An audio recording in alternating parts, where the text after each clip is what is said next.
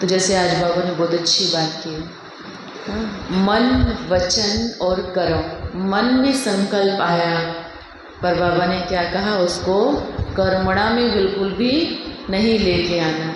जब भी आप मौन रखते हैं ना, आप किसी के बारे में किसी की इधर की उधर बात नहीं करेंगे और उस दिन आपका मन बहुत अच्छा रहेगा।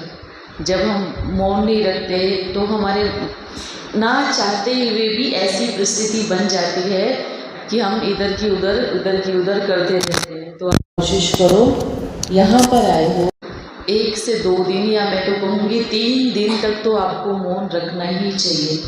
और 3 दिन आपकी स्थिति कैसी रहती है वो ज़रूर देखना। आप करके देखो, तब आपको समझ में आएगा कि मौन में कितनी ताकत है। जो हमारी वाणी इतनी ताकत है, लेकिन जब ये व्यर्थ जाती है तो हमारे शरीर से ऊर्जा भी व्यर्थ जा रही है। जैसे पहले के जो ऋषि मुनि होते थे ना, तपस्या करने जाते थे, अब उनके पास कोई बात करने वाला तो था नहीं, तो उनका क्या होता था, मौन होता था।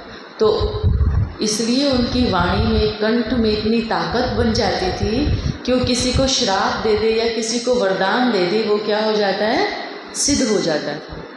तो हमारे कंठ में कितनी ताकत कब आएगी, अगर हम व्यर्थ की बातें करते रहेंगे, इधर से उधर कोई बातें करते रहेंगे, तो हमारे कंठ में वो पावर नहीं आएगी, वो ताकत भी नहीं आएगी और शक्ति भी नहीं रहेगी। आप किसी को कुछ भी समझाओगे तो भी असर नहीं पड़ेगा।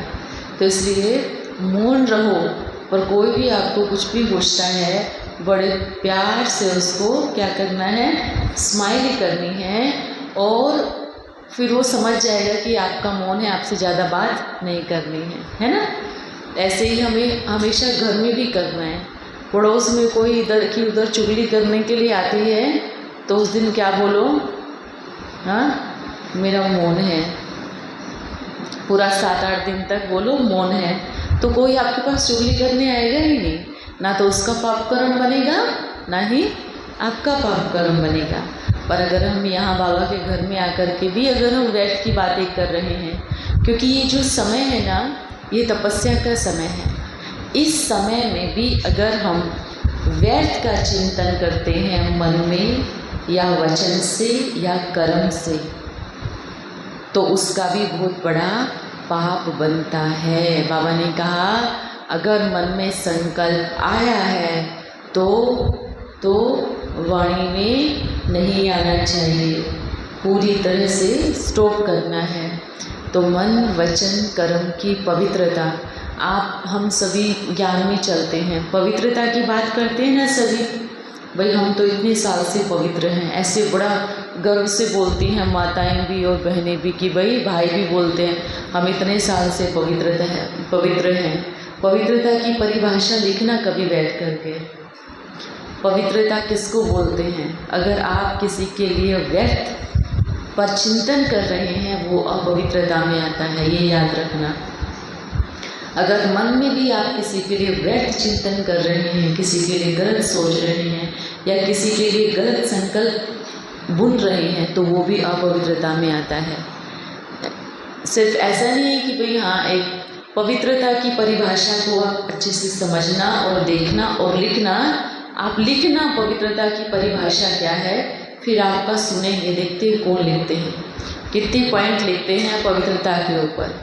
तो अगर आपका मन वचन कर्म की पवित्रता, मन में भी व्यर्थ चिंतन पर चिंतन, किसी के प्रति बुरी दुर्भावना, व्यर्थ की भावना या किसी को बद्दुआ देना, ये सब अपवित्रता है। ये बहुत बारीक चीज़ें हैं। आप भले कितनी, मान लीजिए आप 20 साल से ब्रह्मचारी है या 40 साल से ब्रह्मचारी है, पर आपका जो क्रोध है वो सिर पे तांडव करता है।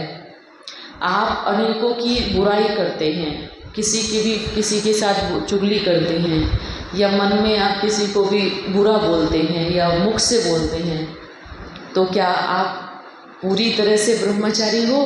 ब्रह्मचारी हो, लेकिन बाबा ने क्या बोला है? हाँ, क्या बोला बाबा ने? ब्रह्मा बाप समान बनना। हाँ, ब्रह्मचारी और ब्रह्मा के आचरण को अपने जीवन में धारण करना। तो आप यहाँ पे आए हैं तो जरूर पवित्रता की परिभाषा को और पक्का करके जाएं कि पवित्रता की परिभाषा किसको बोलते हैं। आप किसी के लिए व्यर्थ चिंतन भी कर रहे हो, वो भी अपवित्रता है।